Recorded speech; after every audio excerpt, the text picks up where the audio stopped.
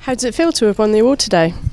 Absolutely wonderful, yes. It's actually hard to say anything about an award because it's just a kind of a thumbs up in the middle of what you're doing anyway from day to day, but it's just wonderful sometimes to be allowed to just have a moment of celebration and to look back. I enjoyed the video that they made very much. I just handed them a load of stuff and they turned it into a beautiful little story, so that was great, yeah. And seeing that, does it make you reflect on your legacy and your past work, and is there something you see as your biggest achievement in that?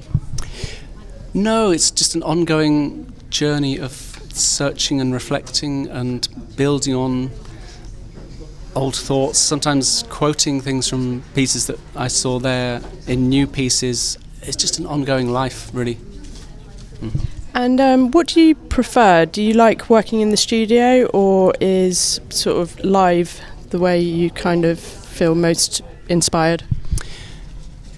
I like all forms of being involved in music. So sometimes I'm at home creating a piece of music on my own, and that's like you're putting a dream on paper, and you hope that when you take it to the musicians and the audience that they're going to turn it into reality for you and with you. And then to do that you might be one of the performers, or you're writing for other people, and it's just all about kind of bringing this vision, trying to make it real and trying to have an effect on people's emotions and lives and experiences through music. And how do you think jazz has evolved in the time that you've been operating? Wow. You would have to ask a journalist like Kevin. I mean, someone who's involved in making music is usually quite looking inward and searching in that direction. It's definitely, jazz is always evolving. It's very good at listening around to what else is going on and taking it and mutating it and expanding it, extrapolating from it. And that's just one of the beauties of the music.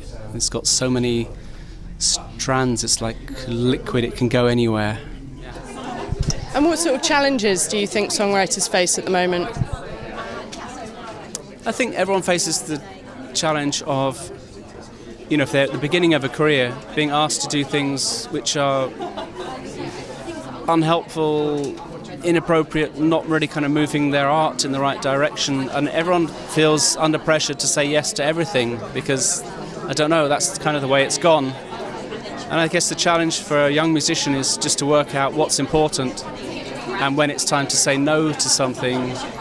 And actually, I just need to work on the craft of what I'm doing and keep looking for the right place to present it, where it's at its most strong in the way it can be presented and have the most impact. Challenging, but it's always challenging to be a musician. Somehow you have to be heard, and that's the challenge. And what do you feel is your biggest achievement so far? I'm not really the kind of person who looks at one thing and says that was the day, that Wednesday, when everything took on a different meaning. It's just been a very long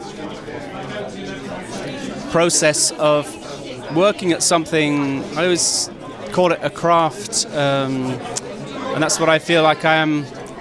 Like my father worked with wood and then he became a gardener. I feel it's a similar process. Being a composer, you just always kind of build on your language, find ways to expand, find new ways to surprise the people who are listening to your music, find new ways to tap into their emotional responses, and yeah, it's a wonderful life. And if you were just starting out now, would you do anything differently? No, but that's not to say I haven't made mistakes. I've probably been not great at playing the most correct game in terms of who you know and all of that stuff. But actually, that's just who I am and that's how it had to be. I think it wouldn't have worked to go back in time and try to be more business-minded at the beginning. It's just you have to follow your path, and when you start as a musician, hopefully you're not thinking about it as a career or a way of earning money. You're just thinking about it as a life. And I always thought from the very beginning I probably will have to support this way of life by doing other work, and that was fine. I found that quite romantic. In the beginning Sometimes I did other gigs like dance music in a club, and I just took that as a learning experience. Sometimes I did washing up. Later in life I did teaching jazz music, and it was always fine to just give myself complete freedom in my own work, by making sure that I didn't have to rely on it just to be a financial income. It was all about the art and the expression. And what do you have coming up next? Next thing in London is a gig at the Wigmore Hall, and it's called Premature Celebration, because it's celebrating 100 years birthday of Charlie Parker. And so we present 13 pieces written by Charlie Parker or associated with the Charlie Parker. Quite a kind of special, concise gig, looking back at the old part of jazz history and bringing it into the new. Brilliant. Thank you very much, and congratulations again.